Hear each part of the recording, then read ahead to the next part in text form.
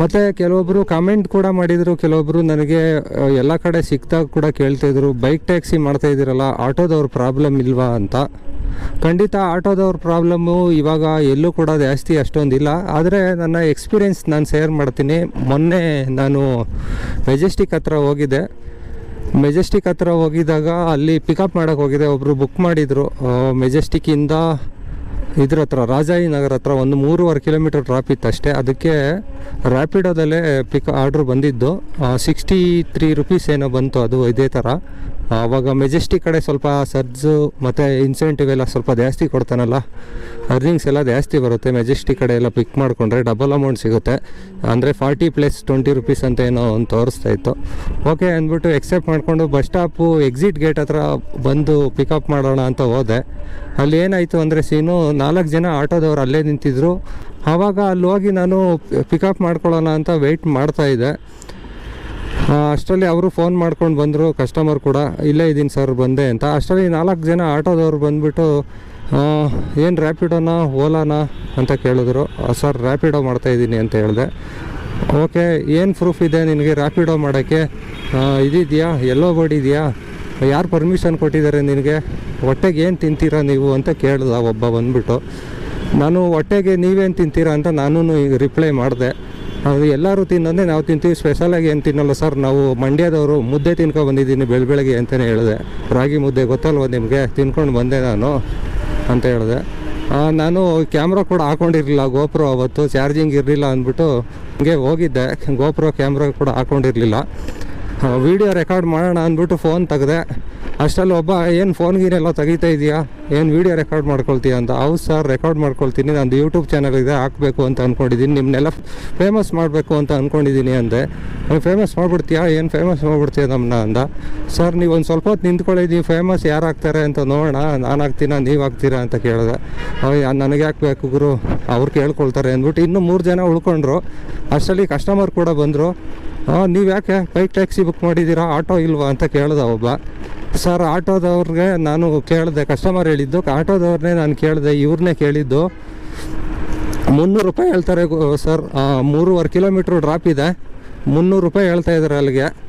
ಅದೇ ಕೂಡ ಗೊತ್ತಿಲ್ಲ ಇಲ್ಲಿ ಬೆಂಗಳೂರಲ್ಲಿ, ಅದಕ್ಕೆ 3.5 ಕಿಲೋಮೀಟ್ರಿಗೆ 300 ರೂಪಾಯಿ ಕೇಳ್ತಾ ಇದ್ದೀರಲ್ಲ, ನಾನು ಬರೋಲ್ಲ ಅಂತ ಹೇಳಿದೆ. ಅಷ್ಟರಲ್ಲಿ ನೀವು ಬಂದಿದ್ದೀರಾ, ಇಲ್ಲಿ ಗಲಾಟೆ ಮಾಡ್ತಾಯಿದ್ದಾರೆ ಇವರು ಅಂತ ಹೇಳಿದ್ರು. ಕಸ್ಟಮರ್ ಕೂಡ ನಮ್ಮ ಕಡೆನೇ ಮಾತಾಡಿದ್ರು. ಓಕೆ, ನಾನು ಅರ್ಜೆಂಟ್ ಹೋಗ್ಬೇಕು ಸರ್, ಬನ್ನಿ ಹೋಗೋಣ ಅಂತ ಕಸ್ಟಮರ್ ಕೂಡ ಅರ್ಜೆಂಟ್ ಮಾಡಿದ್ರು.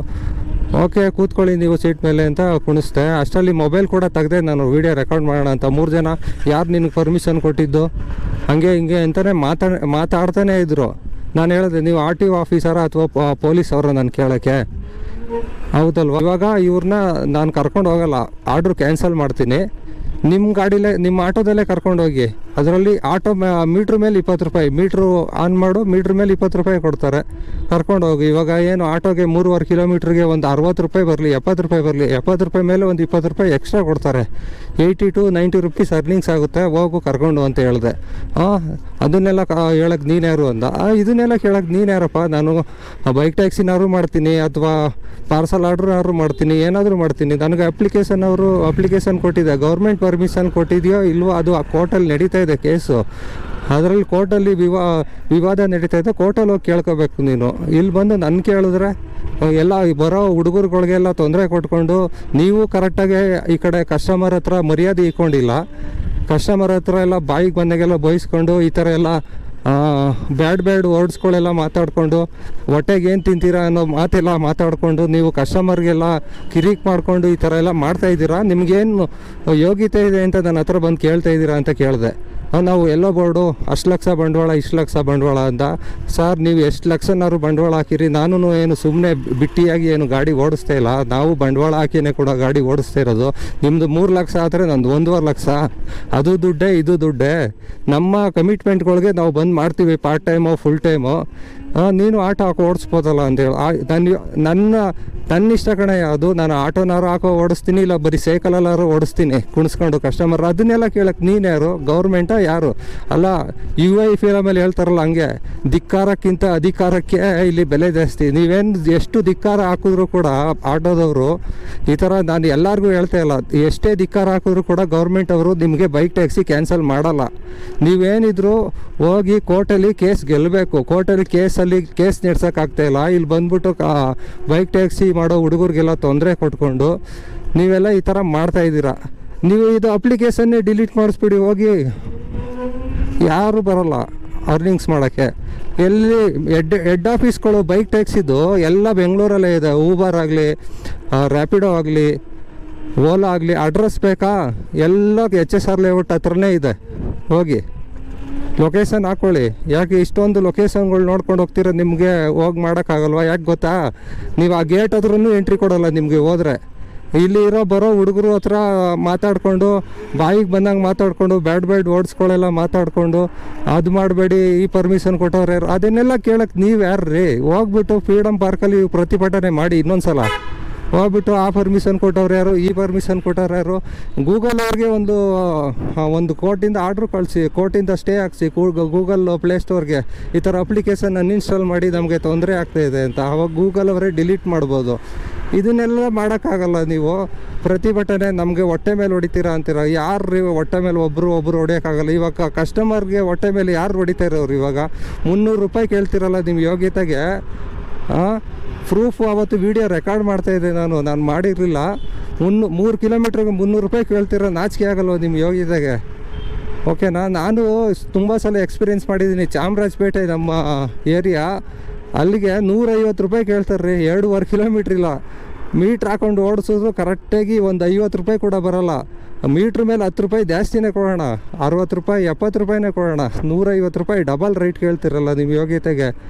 ಓಕೆನಾ? ಗ್ಯಾಸು ಅದು ಇದು ಅಂತಿರಲ್ಲ, ಅದೆಲ್ಲ ಆಟೋ ಎಲ್ಲ ಮಾರ್ಬಿಟ್ಟು ಅದಾಗ ಬೈಕ್ ಟ್ಯಾಕ್ಸಿನೇ ಮಾಡಿ, ಇಲ್ಲ ಬೇರೆ ಕೆಲಸ ಮಾಡಿ. ನಿಮ್ಗೆ ಬೇರೆ ಕೆಲಸ ಇಲ್ವಾ? ನಮ್ಗೆ ಹೇಳ್ತಿರಲ್ಲ ನಿಮಗೆಲ್ಲ ಬೇರೆ ಕೆಲಸ ಮಾಡೋಕ್ಕಾಗಲ್ಲ ರೀ. ಇವಾಗ ಗೌರ್ಮೆಂಟಿಂದ ನಮಗೇನಾದ್ರು ಬೇರೆ ಕೆಲಸಗಳು ಕೊಟ್ಟಿದ್ರೆ ಈ ಕೆಲಸ ಯಾಕೆ ಮಾಡ್ತಿದ್ದೋ?